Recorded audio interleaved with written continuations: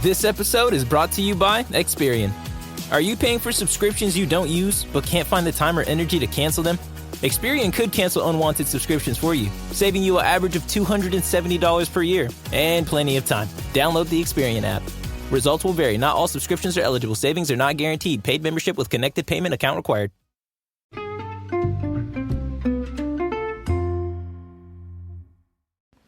Hi, everybody, and welcome to the Dr. Psych Mom Show. Today, we're going to be tackling the topic of when parents only do stuff that they hate doing with their kids, and then, by the law of syllogism, they end up hating their life, because when you do things that you hate, you end up hating your life globally, and nobody wants hanging out with your kids to make you feel like jumping out a window. So, before we get to that, please do subscribe. My most recent subscriber episode is on when child-centered marriages actually work, and you'll be interested to hear my thoughts on that because I am usually very against the child-centered marriage. All right, so what do I mean by doing stuff you hate?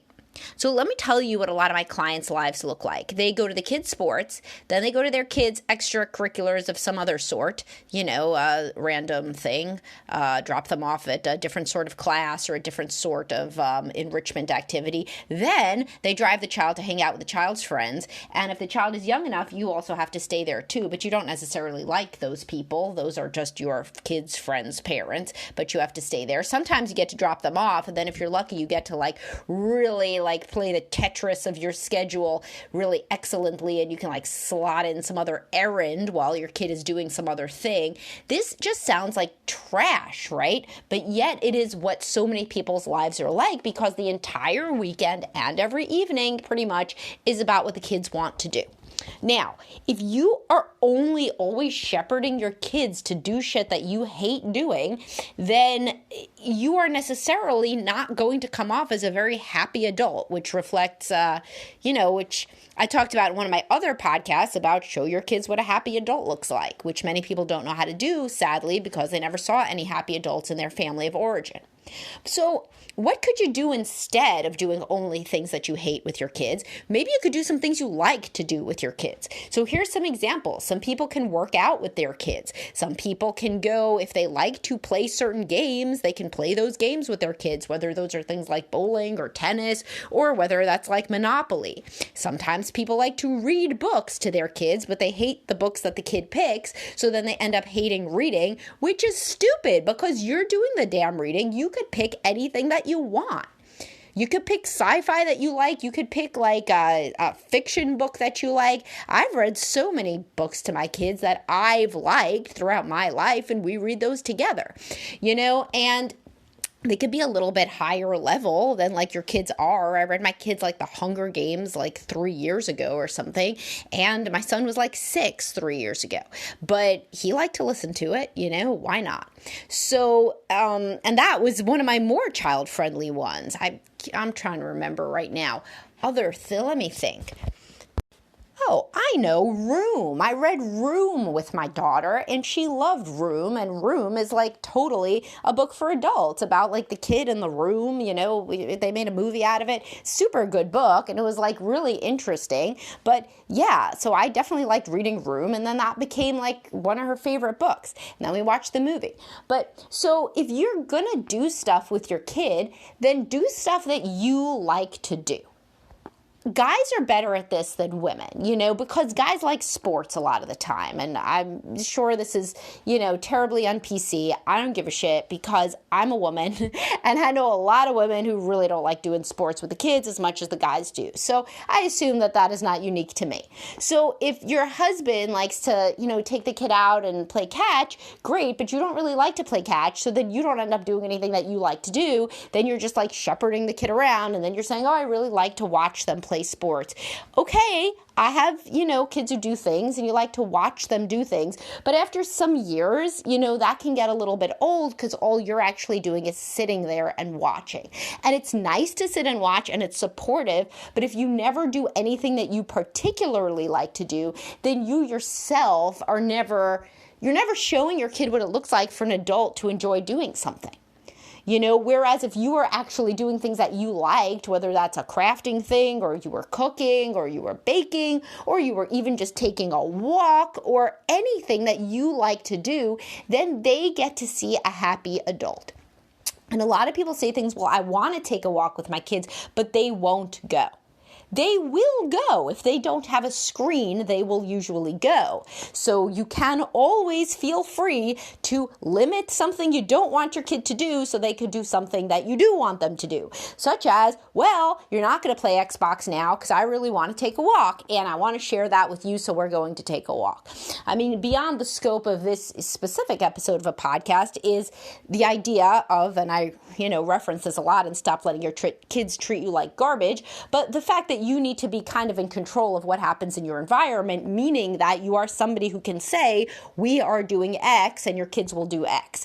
So if that is a level at which you are not operating, then I will tell you that therapy can be very useful about parenting issues like that. If you have a lot of trouble with setting a frame and setting rules, and you always have, and now it's the point where the inmates are running the asylum, then you need to kind of take it back a notch and think about, why can I never get my kid to literally do anything? Sounds great for them to come play tennis with me, but they would never do that. And they're like, 8 or something, like a child. Like they're not like, 18 and they're like, no thanks, I would rather go like smoke weed and have sex with my girlfriend, which is like totally understandable. But 8 years old should do what you say, and anything within that range should pretty much think that what you come up with as an idea is possibly fun, but irrespective of that, it is what they are doing. So, there's that as well. And if there's as much interest in kind of how to set a frame with your kids that they listen to you from,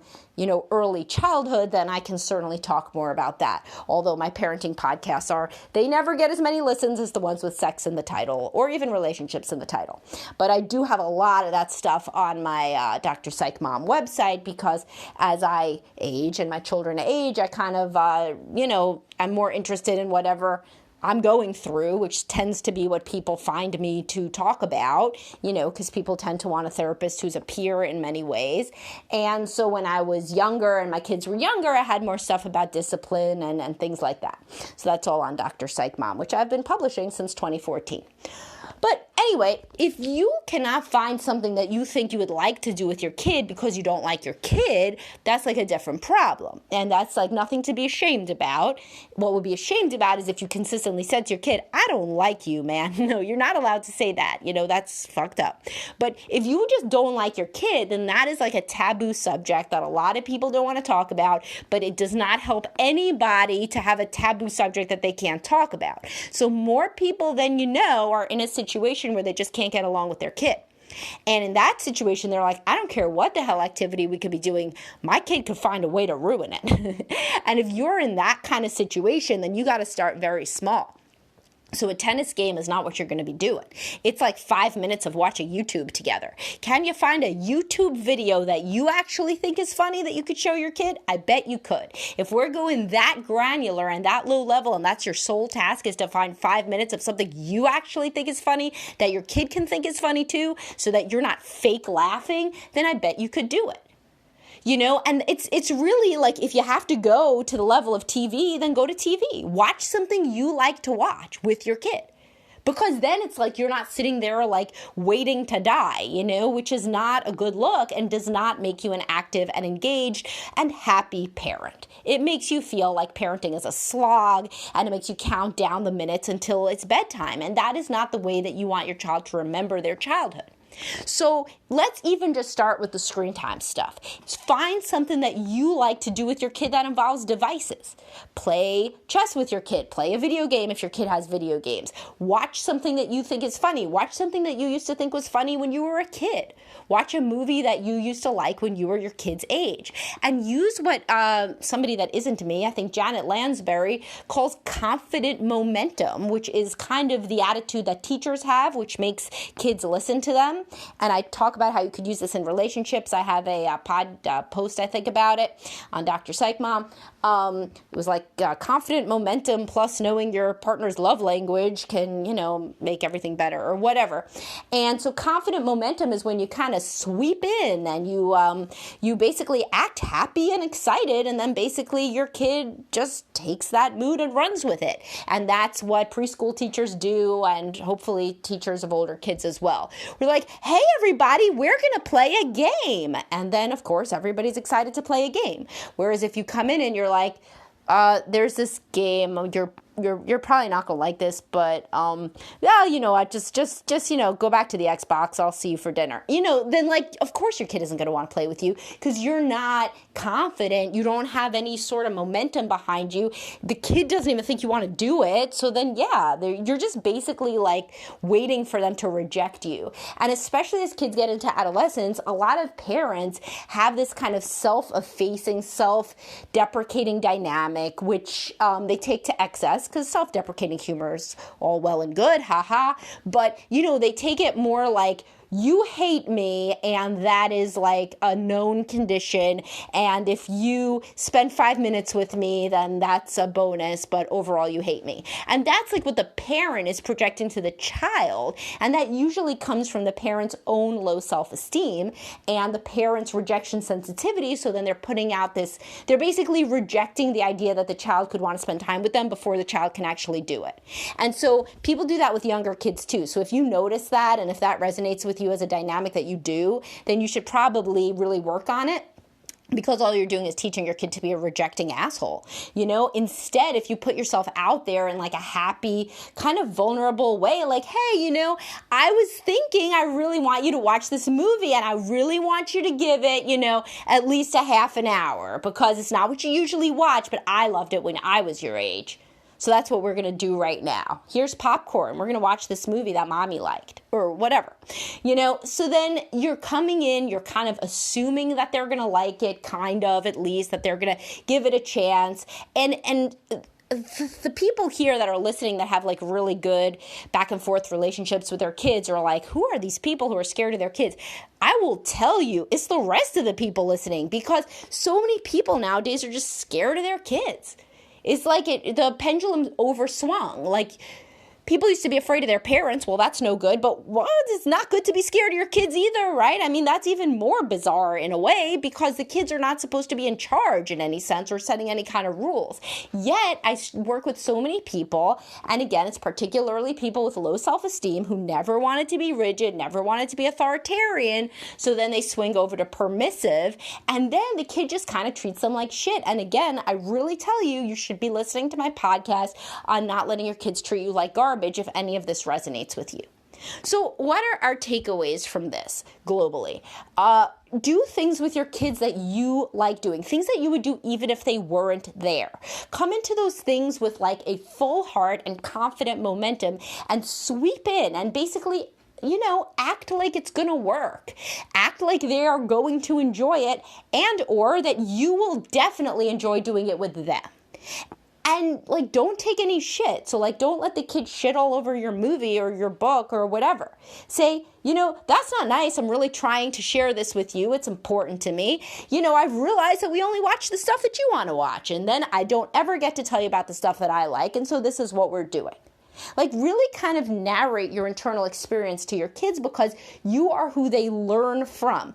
They don't know what you think they know. Many times people think that a teenager or a tween is trying to be disrespectful when they're just in a stage that is actually called healthy adolescent narcissism. They're so solipsistic at that age that they cannot even imagine what you're thinking. So you're getting your feelings hurt, and all they think they did was very obviously tell you they didn't want to watch what you both probably realized was a stupid movie that they didn't want to watch. But in reality, you really wanted to show them, like whatever the hell, the movie that you liked as a kid, My Girl or whatever, like I'm trying to think of movies back from when we were kids.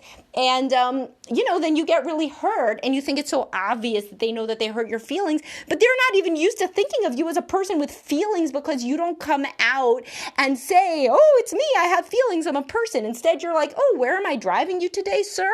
And then, of course, they don't think of you as a real person. So, it takes two to raise an asshole, It's like, well, it really takes two, the mom and the dad. But at least in this situation, we're thinking maybe some kids are more rude and selfish than others. Cool. But who makes them like that? Who enables it? The parent that is self-effacing to the point of self-erasure. And that does not help any child to have a parent's personality erased. People come into therapy, and a really big thing that adults yearn for and wish for is that they had understood their parents better. For real. So talk to your kids. I have a post called Tell Your Kids About Your Work, another area where parents are completely remiss. There are like kids that are being sent to like fucking gifted programs that have like IQs that are like close to, like 100 and whatever. It doesn't matter. And they don't know what their parent does for work. Their parent is like a lawyer. The parent could explain their job in like 2 sentences, but they've never thought that they were important enough for the kid to know what corporate law is and be able to repeat it back in 2 sentences. That's astonishing and bad.